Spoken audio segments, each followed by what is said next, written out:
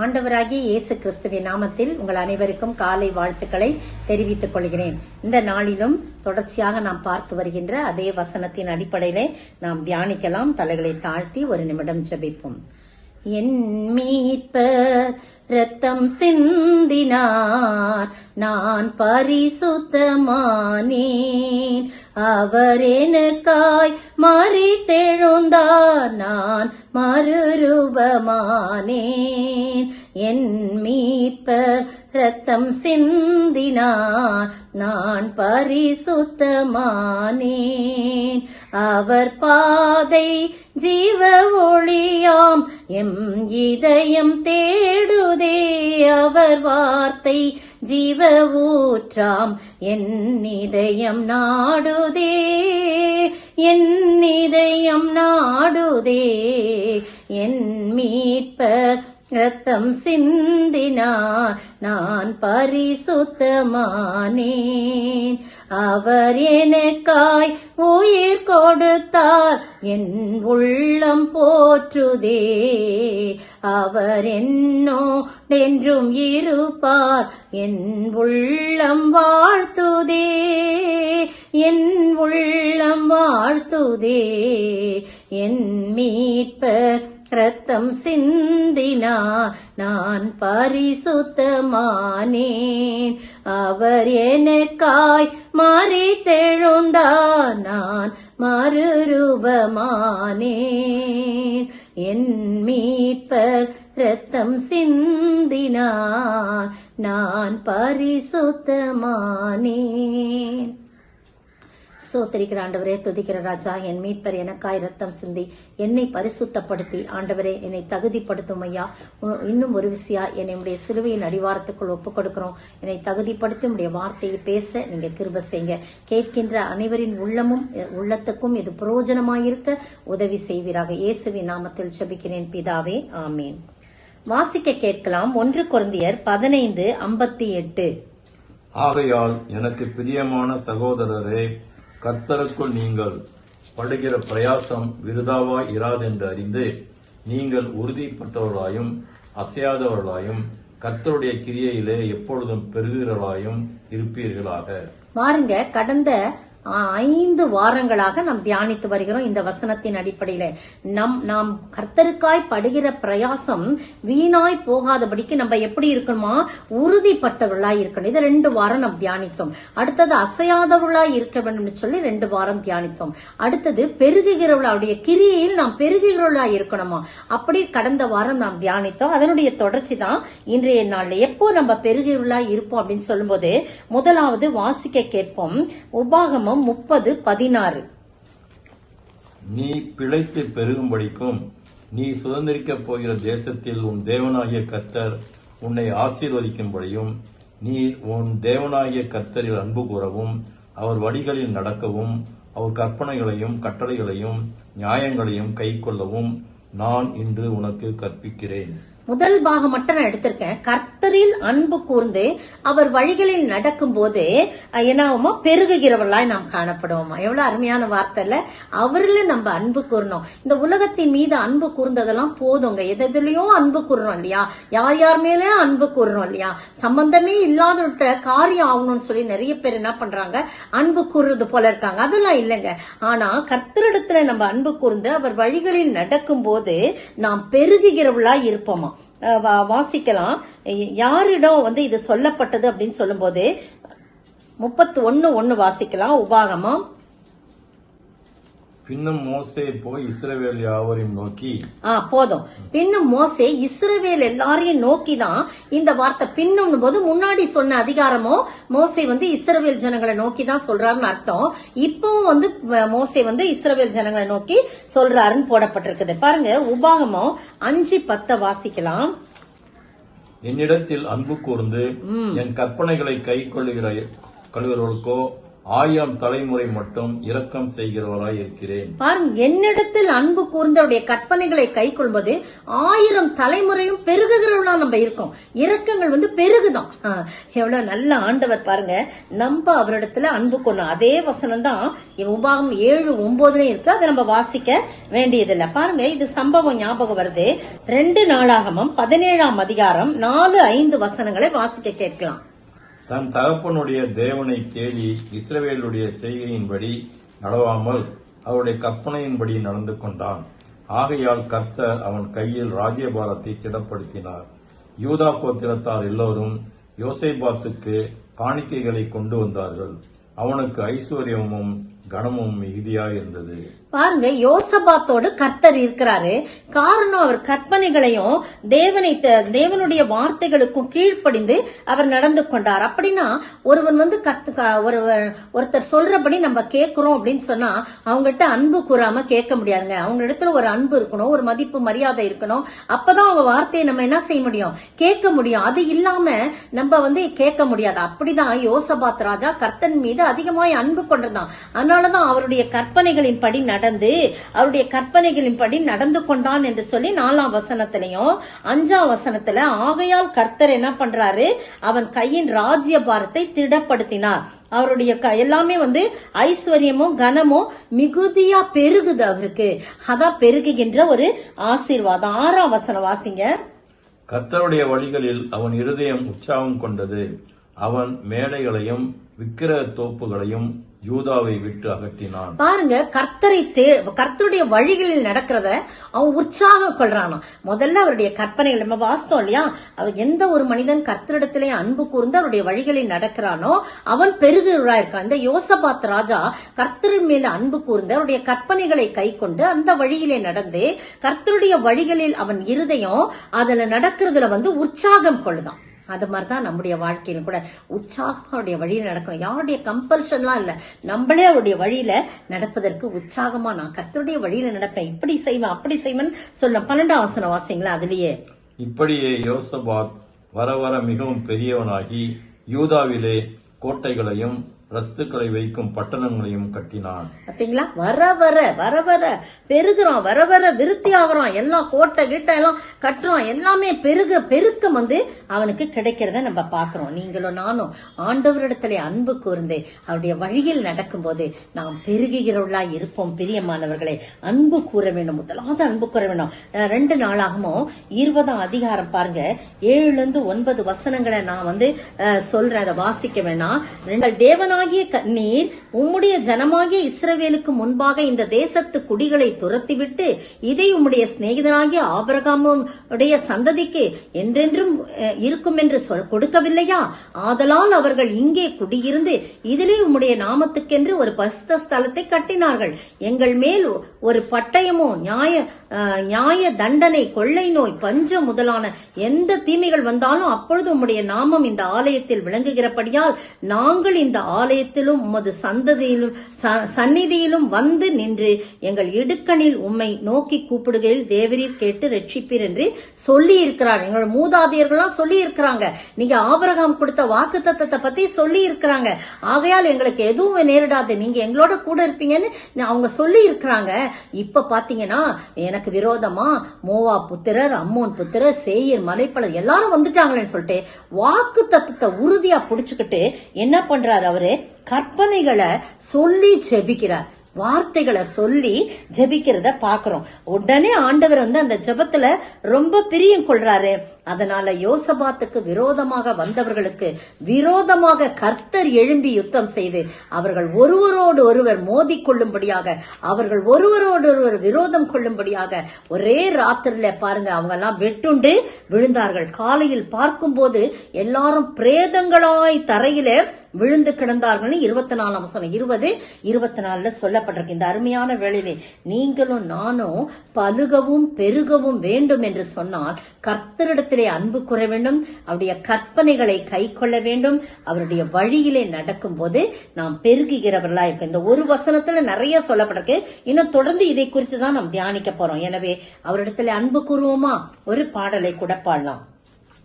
அன்பு கூறுவேன் இன்னும் அதிகமாய், ஆராதிப்பேன் இன்னும் ஆர்வமாய், உம்மை முழு உள்ளத்தோடு ஆராதிப்பேன், முழு பெலத்தோடு அன்பு கூறுவேன்.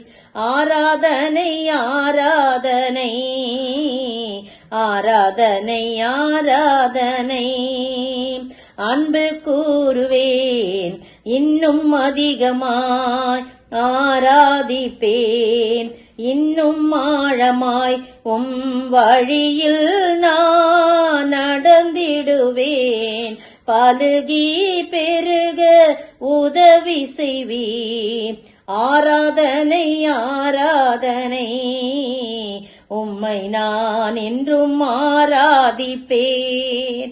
ஆராதனை ஆராதனை, உம்மை நான் என்றும் அன்பு செய்வேன். பக்தன் என்ன அழகா பாடுறால, உம்மை அன்பு கூறுவேன் இன்னும் அதிகமாய், இன்னும் ஆர்வமாய், ஆழமாய் அன்பு கூறுவேன் ஆண்டவரேன்னு சொல்லி. ரெண்டாவது பாருங்க, எப்போ பெருக்கம் அடைவோமா? நீதிமொழிகள் 9:11 வாசிக்கலாம். என்னாலே உன் நாட்கள் பெருகும், உன் ஆயுசின் வருஷங்கள் விருத்தியாகும். போதும் பாருங்க, என்னாலே கடவுளாலே உன்னுடைய ஆயுசு நாட்கள் என்ன பண்ணுமா? பெருகுமா. அது மட்டும் இல்ல, என்னாலே உன் நாட்கள் பெருகும், உன் ஆயுசின் வருஷங்கள் விருத்தியாகும். எப்பங்க இது நடக்கும் அப்படின்னு சொல்லி பார்க்கும்போது நிறைய காரியங்கள் இருக்கு. ஆனா ஒரு சிலதை மட்டும் விவரமாவும் ஒரு சிலதை சுருக்கமாவும் நம்ம பார்க்கலாம். எப்ப பெருகும் அப்படின் போது நீதிமொழிகள் 4:10 வாசிக்கலாம். என் மகனே கேள், என் வார்த்தைகளை ஏற்றுக்கொள், அப்பொழுது உன் ஆயுசின் வருஷங்கள் அதிகமாகும். என் மகனே கேள், என் வார்த்தைகளை நீ கேளு, ஏற்றுக்கொள்ளும் போது, அதை ஏற்றுக்கொள்ளும் போது உன் ஆயுசின் வருஷங்கள் மிகுதியாகும், பெருகும் சொல்லப்பட்டிருக்கு. அதே நீதிமொழிகள் 3:1-2 வாசிங்க. என் மகனே, என் போதகத்தை மறவாதே, உன் இருதயம் என் கட்டளைகளை காக்க கடவுது. அவைகள் உனக்கு நீடித்த நாட்களையும் தீர்க்காயுசையும் சமாதானத்தையும் பெருக பண்ணும். பாத்தீங்களா எவ்வளவு அருமையான வசனம். கற்பனைகளை கை கொள்ள, என்னுடைய வார்த்தையை நீ ஏற்றுக்கொள்ள, அப்போ உன் தீர்க்காயுசு உனக்கு ஏற்படும், உன் ஆயுசு நாட்கள் பெருகும். அதை வாசித்து பாருங்க, நீடித்த நாட்கள் உனக்கு ஏற்படும். அப்ப பெருக பண்ணுகிற ஆயுசு நாட்களை எப்ப பெருக பண்ணா? கர்த்தருடைய வார்த்தைகளை ஏற்றுக்கொள்ளும் போது. பாருங்க, அப்போஸ்தலர் நடபடிகளின் புத்தகம் 17:11-12 வாசிங்க. அந்த பட்டணத்தார் மனோவாஞ்சையாய் வசனத்தை ஏற்றுக்கொண்டு காரியங்கள் இப்படி இருக்கிறதா என்று தினந்தோறும் வேத வாக்கியங்களை ஆராய்ந்து பார்த்ததினால் தெசலோனிக்கேயில் உள்ளவர்களை பார்க்கிலும் நற்குணசாலிகளாய் இருந்தார்கள். அவர்களின் அநேகம் பேரும் கனம் பொருந்திய கிரேக்கரில் அநேக ஸ்திரீகளும் புருஷர்களும் விசுவாசித்தார்கள். பாருங்க, அநேக ஸ்திரீகள், அநேக புருஷர்கள், அநேக பிள்ளைகள் எல்லாம் விசுவாசித்து பெருக்கம் அடையுது. அந்த பெராயா பட்டணத்தார் வசனத்தை கேட்பதுல வாஞ்சியா இருந்தனால தெசலோனிக்கேயரே வாஞ்சியா இருப்பாங்க. அவங்கள காட்டிலும் இவங்க என்ன பண்றாங்க? விருத்தி அடைகிறாங்க, அதிகமா விருத்தி அடைகிறாங்க. உன்னர் பார்க்கலாம். அப்போஸ்தலர் நடபடிகளின் புத்தகம் 2ஆம் அதிகாரம் 41ஆம் வசனம் மட்டும் வாசிங்க. அவனுடைய வார்த்தையை சந்தோஷமாய் ஏற்றுக்கொண்டவர்கள் ஞானஸ்நானம் பெற்றார்கள். அன்றைய தினம் ஏறக்குறைய 3000 பேர் சேர்த்துக் கொள்ளப்பட்டார்கள். பெருக்குங்க. ஆண்டவருடைய வார்த்தையை எந்த ஒரு மனிதர்கள் கேட்கிறாங்களோ அவங்களுடைய வாழ்க்கையில பெருக்கணும். பேதுரு நிறைய காரியம் சொல்றார், நிறைய இருக்குது அதுல, நீங்க படிச்சு பாருங்க. அப்படிலாம் சொல்லும் போது அவங்க கேட்கிறாங்க பேதுருவை நோக்கி, நீங்கள் நாங்க என்ன செய்யணும் அப்படின்னு கேட்கிறாங்க. 37ஆம் வசனத்துல பேதுருவை மற்ற அப்போஸ்தலனை பார்த்து, சகோதரே நாங்கள் என்ன செய்யணும்பா, இவ்வளவு வசனம் கேட்கிறேன், என்ன செய்யணும்னு பேதுரு சொல்றாரு, நீங்க மனம் திரும்பி ஒவ்வொருவரும் பாவ மன்னிப்புக்கென்று இயேசு கிறிஸ்துவின் நாமத்தினால ஞானஸ்நானம் பெற்றுக்கொள்ளுங்கள், அப்பொழுது பரிசுத்த ஆவியின் வரத்தை பெறுவீர்கள். உடனே அவருடைய வார்த்தைக்கு கீழ்ப்படிந்து அந்த வார்த்தையை, கர்த்தருடைய வார்த்தைக்கு வார்த்தைகளினால என்ன பண்றாங்க? அவங்க சாட்சி கூறி ஏற்றுக்கொள்றாங்க. அதனால 3000 5000 பேர், இன்னொரு இடத்துல 5000 இருக்குது, 3000 5000 பேர்னு பெருக்கு அடையறாங்க, ரட்சிக்கப்படுறாங்க. அருமையான வேளையில இன்னொரு இடத்துல பாத்தீங்கன்னா பாருங்க, எப்போ பெருகும் அப்படின்னு சொல்லும்போது நம்ம கர்த்தருடைய வார்த்தைகளை ஏற்றுக்கொள்ளும். ரெண்டாவது பாத்தீங்கன்னா, தகப்பன் தகப்பனையும் தாயையும் கனம் பண்ணும்போது யாத்திராகமம் 20:12 சொல்லப்படுது. அதெல்லாம் வாசிக்க வேண்டாம், நமக்கு தெரிஞ்சதான்.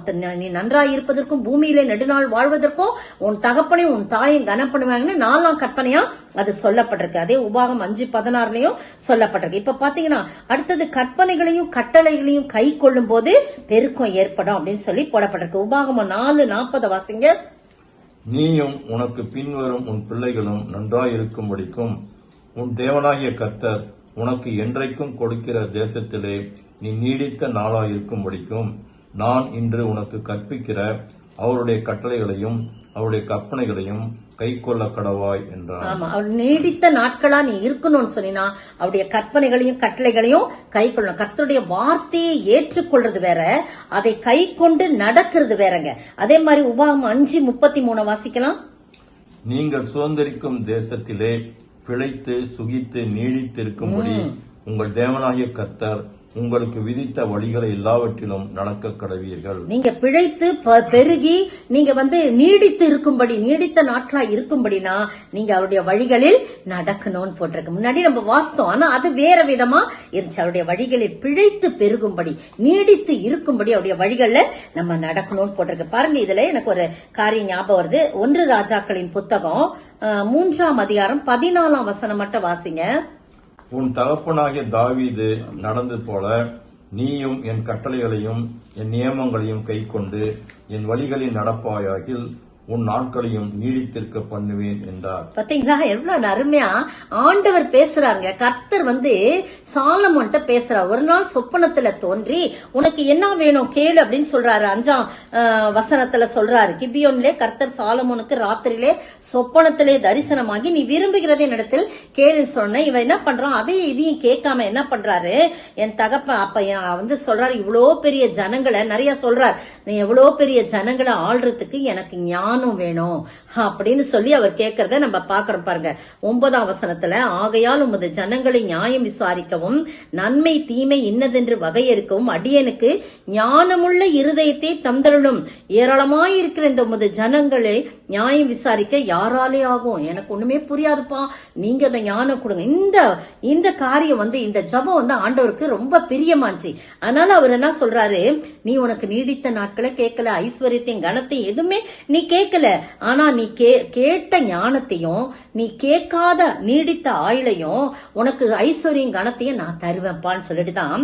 எப்போ அதை தருவேன் தெரியுமா, நீடித்த ஆயுள்லாம் எப்ப தருவேன் அப்படின்னு சொல்லிதான் இப்ப வாஸ்தவம் இல்லையா? வசனம் 14ஆம் வசனம், தாவீது உன் தகப்பனாகிய தாவீது நடந்தது போல நீயும் என் கட்டளைகளையும் என் நியாயங்களையும் கை கொண்டு என் வழிகளில் நடப்பாயாகில் உன் நாட்களை நான் நீடித்திருக்க பண்ணுவேன்னு சொல்றார். பாத்தீங்களா எவ்வளவு அருமையான வார்த்தைகள். உடனே சாலமோனுக்கு நித்திரை தெளிஞ்சு முழிக்கிறார்.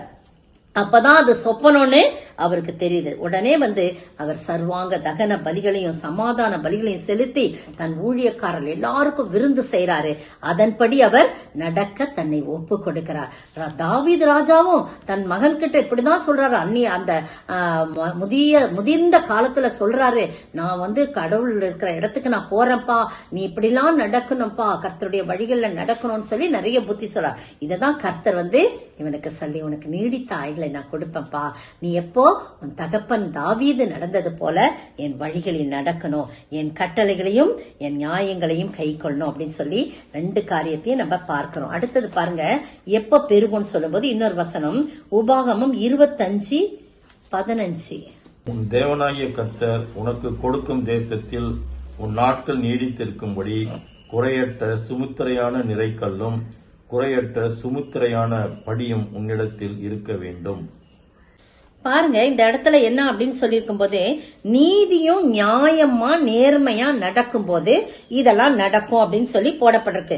இந்த இடத்துல பாத்தீங்கன்னா உபாகமம் 25:15 எவ்வளவு அழகா அத மறைமுகமா சொல்லப்பட்டிருக்கு. நீ மோசைதான் இதை சொல்றத பாக்குறோம். நம்ம 25 நீ எப்படி இருக்கணும் அப்படின்னு சொல்லி போடப்பட்டிருக்கு. நான் இன்னொரு தடவை அதை நான் வாசிக்கிறேன் பாருங்க. 25:15 உன் தேவனாய கர்த்தர் உனக்கு கொடுக்கும் தேசத்துல உன் நாட்கள் நீடித்திருக்கும்படி குறையற்ற சுமுத்திரையான நிறைக்கல். அப்படின்னா என்னன்னா அதுல தப்பு தண்டெல்லாம் இருக்கக்கூடாது.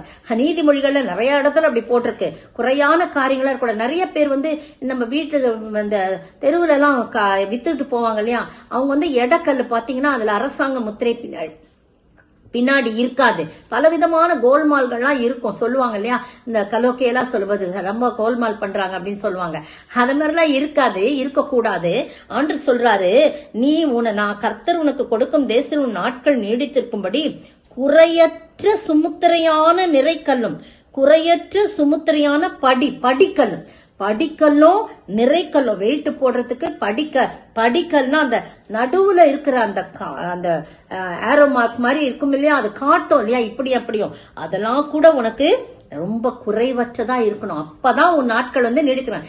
இது மாதிரி பொய்யான காரியங்கள், தீமையான காரியங்கள், தொன்மார்க்கமான காரியங்கள் நீ செஞ்சினா என்ன பண்ண முடியாது, நீ இருக்க முடியாது அப்படின்னு சொல்லி அவர் இவை முதலான அநியாயத்தை செய்கிறவன் எவனும் உன் தேவனாகிய கர்த்தருக்கு அருவருப்பானும். அடுத்த வசனம் சொல்லுது, அநியாயம் செய்யக்கூடாதுப்பா, நியாயமா இருக்கணும். அதனால்தான் இன்னைக்கு நான் இந்த தலைப்பு சொன்னேன். நீதியும் நியாயமும் நேர்மையுமாய் நடக்கும் போது கர்த்தர் நம்மை பெருக பண்ணுவார், ஆயுசு நாட்களை பெருக பண்ணுவார். எத்தனை காரியம் இல்ல சொல்லப்பட்டிருக்கு. கர்த்தருடைய வார்த்தைகளை ஏற்றுக்கொள்ளும் போது, தகப்பனையும் தாயையும் கனம் பண்ணும் போது, கட்டளைகளையும் கற்பனைகளையும் கை கொள்ளும் போது, அவருடைய வழிகளில் நடக்கும் போது, நீதி நியாயம் செய்யும் போது நாம் ஆயுசு நாட்கள் பெருகும். நம்மளே ஆராய்ந்து பார்ப்போம். ஆயுசு நாட்கள் பெருகும்படியாக கர்த்தர் உதவி செய்ய ஆண்டவர் தாமே கிருபை செய்வார். என்னுடைய மாமா மாமனாரு மரிக்கும் போது 102 வயது.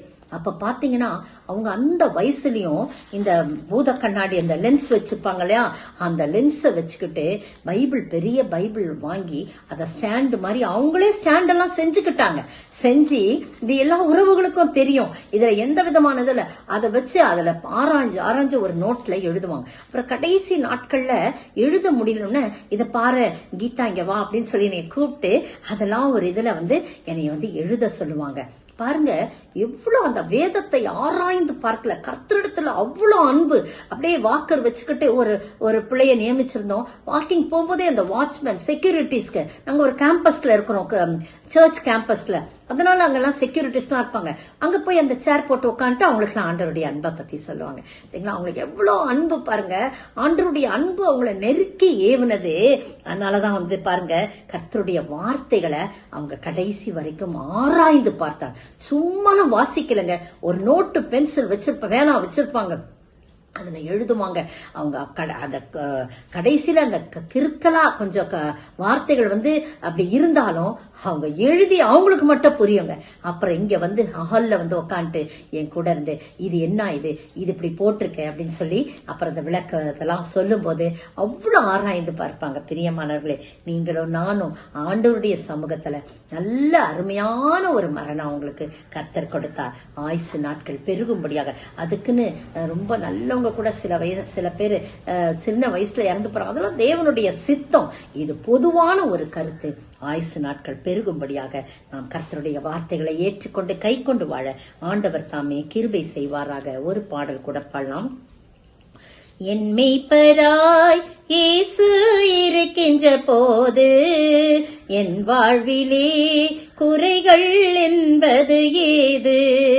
நானும் அவர் வார்த்தையை கை கொண்டு அவர் வழியில் நடந்திடும் போதினிலே, நானும் அவர் வார்த்தையை கை கொண்டு அவர் வழியில் நடந்திடும் போதினிலே, ஆயுசு நாட்கள் ஆஹா பெருக பண்ணு, ஆஹா அவருக்காய் வாழ்ந்திடவே, ஆயுள் நாட்கள் ஆஹா பெருக பண்ணி, ஆஹா அவருக்காய் வாழ்ந்திடவே.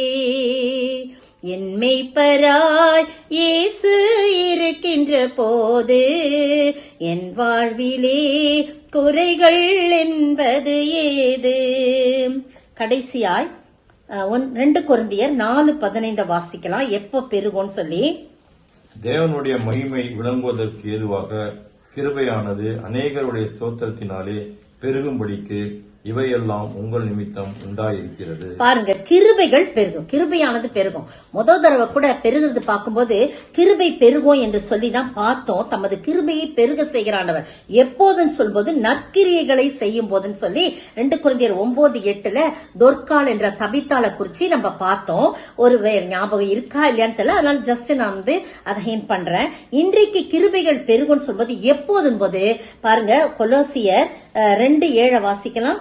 நீங்கள் போதிக்கப்பட்டபடியே விசுவாசத்தில் உறுதிப்பட்டு ஸ்தோத்திரத்தோட அதிலே பெருகுவீர்களாக. பாருங்க, ஸ்தோத்திரத்தோட அதிலே பெருகுவீர்கள். எந்த ஒரு மனிதன் ஸ்தோத்திரம் செய்யறாரோ எல்லா பிரச்சனைகளும் எல்லா காரியங்களும் ஸ்தோத்திரத்தை ஏறெடுக்கும் போது அந்த இடத்துல அந்த பிரச்சனைகள் சால்வ் ஆகுங்க.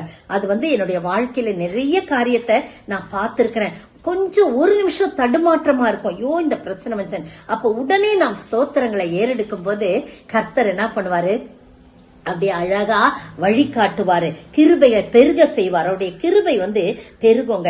நம்ம வாசிக்கலாம், மத்தேயு எழுதின சுவிசேஷம் 15ஆம் அதிகாரம் வசனம் 36 வாசிங்களேன். அந்த 7 அப்பங்களையும் அந்த மீன்களையும் எடுத்து ஸ்தோத்திரம் பண்ணி பிட்டு தம்முடைய சீஷர்களிடத்தில் கொடுத்தார். சீஷர்கள் ஜனங்களுக்கு பரிமாறினார்கள். பாருங்க, இந்த இடத்துல நமக்கு எல்லாருக்கும் தெரியும், வனாந்தரமான ஒரு இடம். இந்த ஜனங்களை வெளியில சும்மா அனுப்பிட்டா ரொம்ப கஷ்டமாச்சேன்னு சொல்லிட்டு அவர் என்ன பண்ண, நிறைய குருடர்கள், சப்பான், நிறைய அதிசய அற்புதம் நடக்குது பாருங்க. அப்படி இருக்கும்போது 32ஆம் வசனத்துல 15:32 இயேசு தம்முடைய சீஷர்களை அழைத்து ஜனங்களுக்காக பரிதபிக்கிறேன். பாத்தீங்களா எவ்வளவு பரிதபிக்கிற ஆண்டவருங்க. 3 நாள் தங்கி இருந்து சாப்பிட ஒன்றுமில்லாத இருக்கிறாங்க.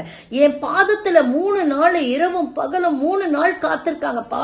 அவங்க ஒண்ணுமே சாப்பிடல. இவர்களை ஃபாஸ்டிங் பிரேயர். இன்னைக்கு எல்லாம் பாத்தீங்கன்னா 4 மாவடி போன்ற இடங்கள்லாம் தொடர்ந்து நிறைய வெள்ளூர் மாவட்டத்திலாம் நிறைய நடக்கும். சாம் ஜபத்துரை ஐயா இருக்கும் போதெல்லாம் நிறைய இந்த மாதிரி ஃபாஸ்டிங் பிரேயர் 3 நாட்கள் நடக்கும். இப்போ நடந்து கொண்டிருக்கிறது அப்படியெல்லாம். அப்ப பாத்தீங்கன்னா அப்ப அவர் ஆண்டவர் சொல்றாரு, என்னிடத்தில் 3 நாள் தங்கியிருந்து சாப்பிட ஒன்றுமில்லாத இருக்கிறார்கள். இவர்களை பட்டினியாய் அனுப்பிவிட எனக்கு மனதில்லை, வழியில் சோர்ந்து போவார்களே.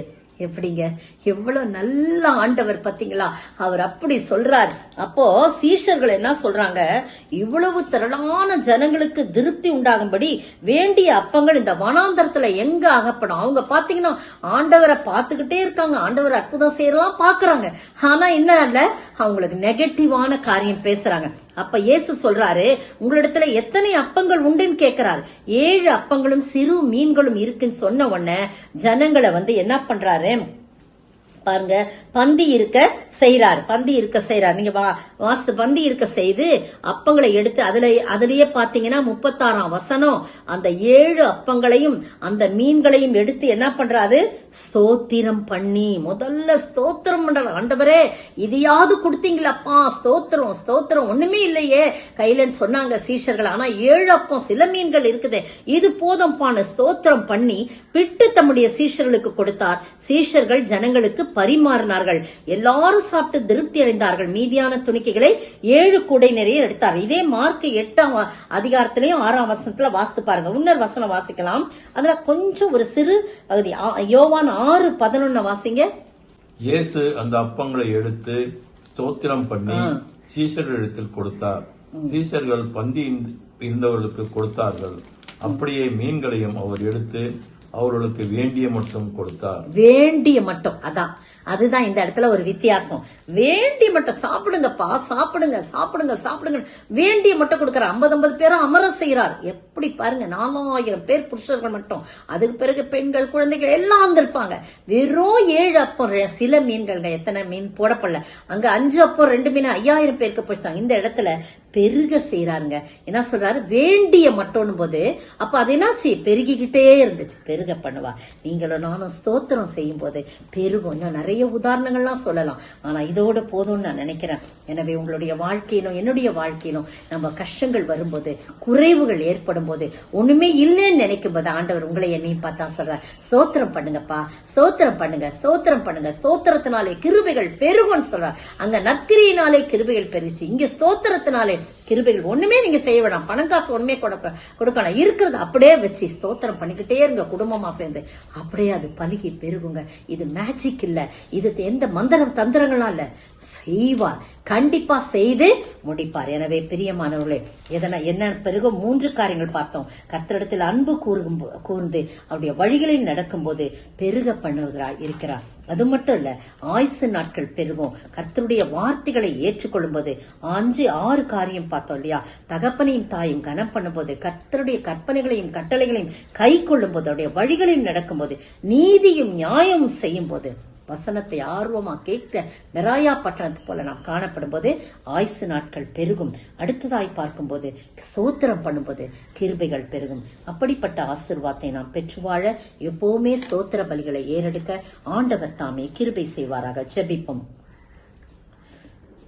எதை குறித்தும் கவலைப்படாமல் எல்லா விண்ணப்பமும் ஏறெடுங்கள் என்றும் ஸ்தோத்திர ஜப வேண்டுதலோடு இப்போ எல்லா புத்திக்கும் மேலான சமாதானம் மீந்திடுமே. கிருபைகள் பெருக செய்யும், சமாதானம் ஈந்திடுமே. கிருபைகள் பெருக செய்யும். ஸ்தோத்திரிக்கிற ஆண்டவரே, துதிக்கிற ராஜா, வாழ்த்துகிற வணங்கிறப்பா. எத்தனை நல்ல ஆண்டவர் ஆண்டவரே, அப்பா தகப்பனே, நீங்க எதெல்லாம் நாங்க செஞ்சோம்னா என்ன காரியத்தின் நிமித்தமாய் நீர் எங்களை பெருக செய்கிறேன் என்று சொல்லப்பட்டிருக்கு ஆண்டவரே. நாங்கள் கேட்டோம் ஆண்டவரே, அதன்படி நடக்க உதவிசா. யார் யார் பிரச்சனையோடு, கண்ணீரோடு, கவலையோடு, ஏக்கத்தோடு, பெருமுச்சோடு இது நடக்கவே நடக்காதுன்னு சொல்லும்போது எங்களுக்காய் பரிதபிக்கிற என் ஆண்டவர் சோர்ந்து போவார்களே என்று சொல்லி எங்களை குறித்து கரிசனை பண்ணுகிற தேவன் ஆண்டவரே, கரிசனை படுகிற தேவன். என் பிள்ளைகள் சோர்ந்து போவார்களே, இப்படியே அனுப்புனா வழியிலே சோர்ந்து போவார்களே, எந்த ஜனங்களுக்காய் நான் பரிதபிக்கிறேன் என்று சொல்லி ஆண்டவரே தகப்பனே, சீஷர்களாம் நெகட்டிவா பேசினாலும், எங்களை சுற்றி இருக்கிறவங்களாம் நெகட்டிவா பேசினாலும், எங்கள் உறவுகள் எங்களுக்கு விரோதமாய் பேசினாலும் ஆண்டவரே, நீங்க கர்த்தாவே என் ஜனங்களுக்காக, எனக்காக, எங்களுக்காக பரிதபிக்கிற ஆண்டவர், நீ நிறைவாய் எங்களை ஆசீர்வதிப்பீர். நாங்களும் கூட ஆண்டவரை எப்பொழுதும் ஸ்தோத்திர பலிகளை ஏறெடுக்க நீர் உதவி செய்ய வேண்டுமாய் ஜெபிக்கிறப்பா.